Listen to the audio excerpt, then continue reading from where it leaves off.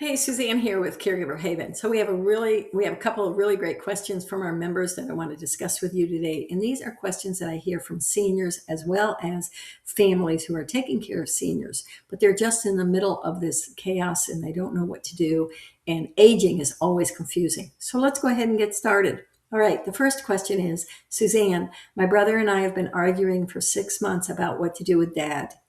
Okay, I want him to move closer to me so I can check on him daily. And my brother thinks that we should hire someone to come in 3 times a week. Dad says he's fine and he doesn't need anything. We had Christmas dinner together and it turned into a screaming match in front of the grandkids. Ooh.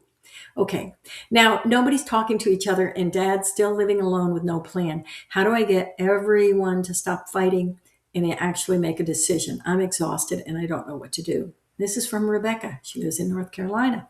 Okay, Rebecca first.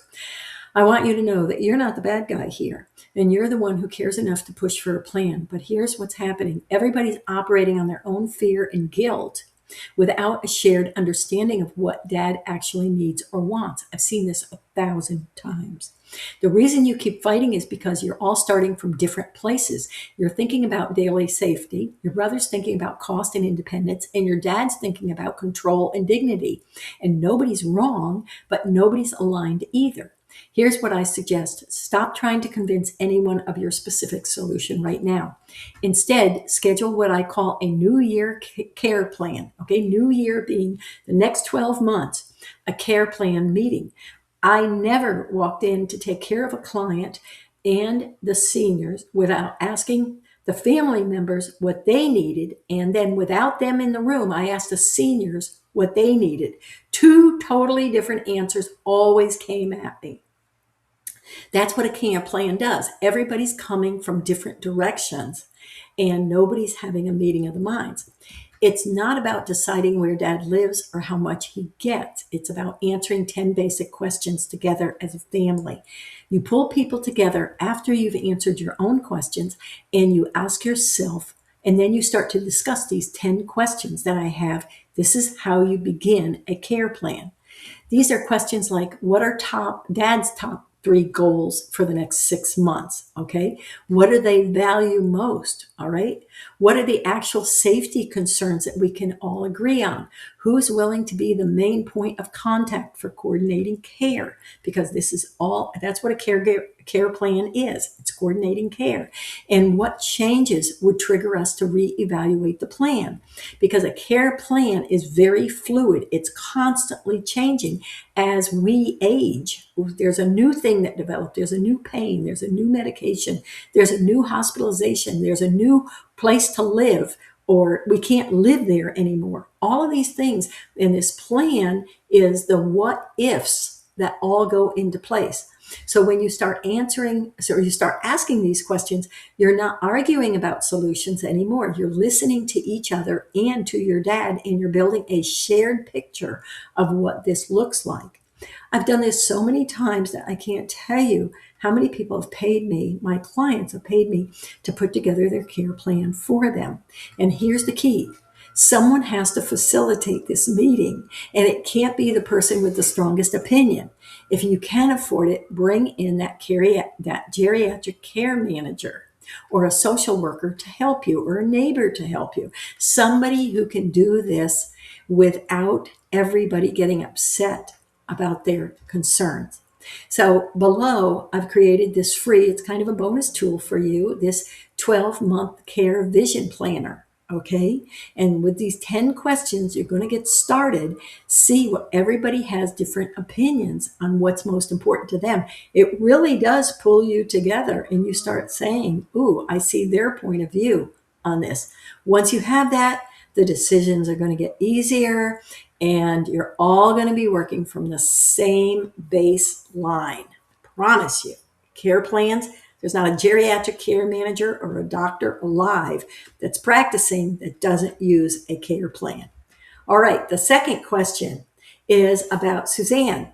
I need help. My sisters and I finally agreed to hire a home health aide for mom 3 days a week. Yay! We all pitched in money. Yay!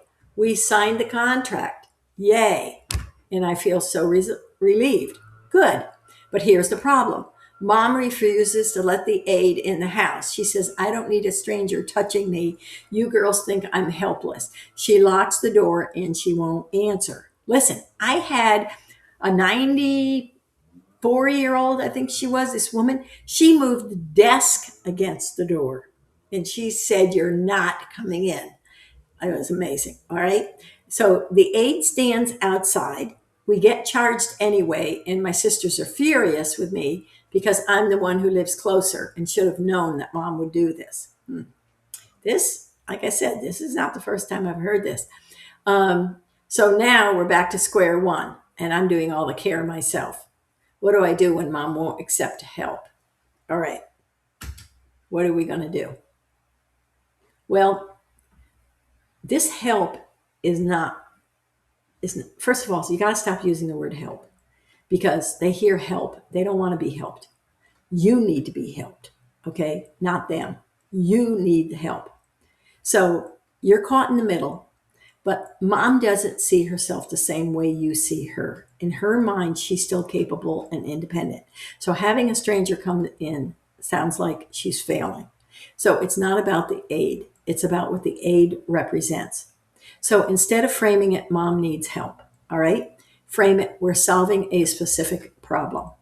That's what you get the word help out of there. All right. For example, instead of saying the aide is here to help you, we hired someone to help with the laundry and meal prep. We hired someone to clean the house. And be there. The first time this aide comes, you be there. Why? Because I want you to befriend that aide. I want that aide to become your best friend in front of your mother. I need, and this is so easy to do. You start laughing with that aide. You start helping that aide. You work with that aide. You just don't say to that aide, go help mom. She's not going to know how to help mom anyway. The two of them are staring at each other like they're crazy. Okay. So let's change and let mom be in charge. But first, would you prefer the aide to come on Monday or Wednesday?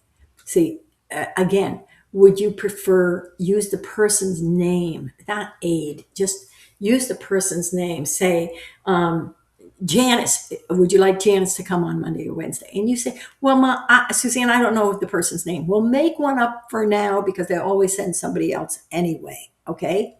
Would you like her? I'm going to help. I'm going to show her how to do the laundry for me, not you. Do the laundry for me so I won't have to do it anymore. I'm going to show her how to build a list for grocery shopping so I don't do it anymore. Also, don't surprise her, your mom. All right. Have the aide come, like I said, when you're there. So you become best friends with this aide. You start laughing with the aide. There are times I will tell you that this aide has come in and not done anything for the first couple of times, nothing. But then the mom and dad start to see that the aide is not a bad person and starts to like them again. Also, too, you got to remember to tell these aides they can't wear perfume. Okay, if they have any kind of body wash on or perfume, you're going to have to stop them at the door and turn them away. And that is something you should always, always absolutely demand when you hire somebody. They cannot come in your house smelling like I don't know, one of these perfumed places. All right. Then here's going to be the tough part. You and your sisters need to agree that if mom continues to refuse this, you're going to revisit the plan together. You're not going to blame anymore. All right. And that's what this vision planner, this 12-month plan does. Who's in charge of this person? All right. So you're going to take the word help out. You're going to take the word aid out, and you're going to start using the person's name, and you're going to treat them like a friend. And once you do that, I promise you, after a couple of times, mom will fall in love with this person and they'll want them there. All right. So this is about helping you, not helping your mom. Take care. We'll talk soon. Bye-bye.